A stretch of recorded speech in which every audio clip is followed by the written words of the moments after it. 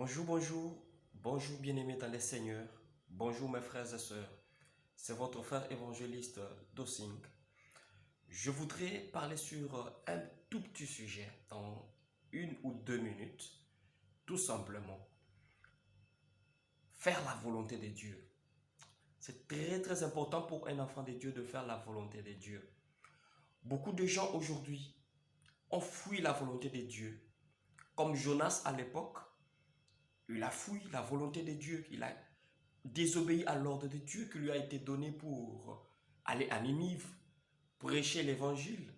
Mais il n'a pas obéi à l'ordre de Dieu. Bien aimé, l'obéissance à la parole de Dieu est très très importante.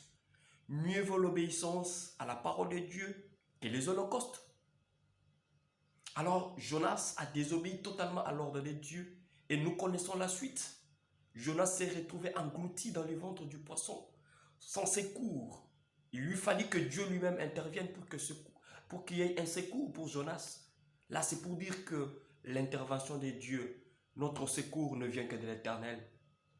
Beaucoup de gens aujourd'hui ont beaucoup plus donné de l'importance à ce qui est à l'homme, mais ne donnent pas beaucoup d'importance à ce qui est à Dieu et n'obéissent pas à la volonté de Dieu.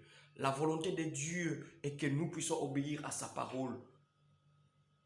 Vous me servirez et moi l'Éternel Dieu, je vous bénirai. Jonas a oublié cette parole, mais il s'est retrouvé à Tarsis, dans un barque où il a apporté le malheur. Beaucoup de gens aujourd'hui, à cause de leur présence dans la vie des autres, pour avoir désobéi à l'ordre de Dieu, ils sont devenus des porte-malheurs des uns des autres.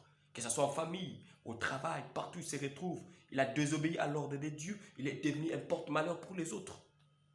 C'est Jonas qui amène les problèmes dans la barque. Alors beaucoup de gens se posent des questions. Je vis dans une société qui me conteste. Non, bien-aimé dans le Seigneur, le monde ne nous aimera pas. Alors je voudrais dire à quelqu'un, fais la volonté de Dieu, c'est ce qui est plus important. C'est ce qui est très important.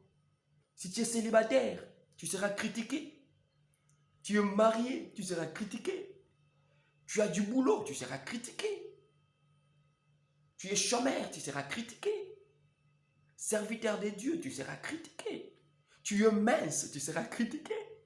Tu es gros, tu seras critiqué. Tu es pauvre, tu seras critiqué. Tu es riche, tu seras critiqué. Donc, dans tous les domaines de la vie, les critiques ne peuvent pas manquer. Mais l'essentiel pour toi, un enfant de Dieu, c'est de faire la volonté de Dieu et non pas faire des choses pour plaire aux hommes.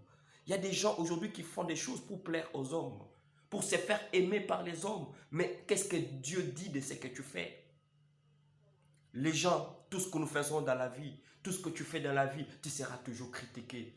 Mais le plus essentiel, c'est de faire la volonté de Dieu, d'écouter la parole de Dieu, de la mettre en pratique et d'être sur le bon chemin. Sois là où Dieu veut que tu sois, mais ne sois pas là où toi tu veux être. Parce que quand tu es là où Dieu veut que tu sois, tôt ou tard, son secours viendra. Tôt ou tard, sa main puissante te sauvera. Tôt ou tard, tu auras la main de Dieu, la bénédiction de Dieu.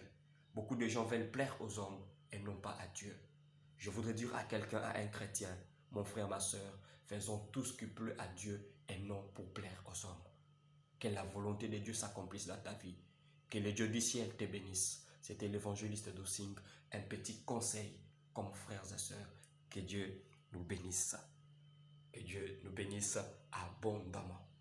Merci beaucoup de m'avoir écouté et d'avoir donné l'oreille à mon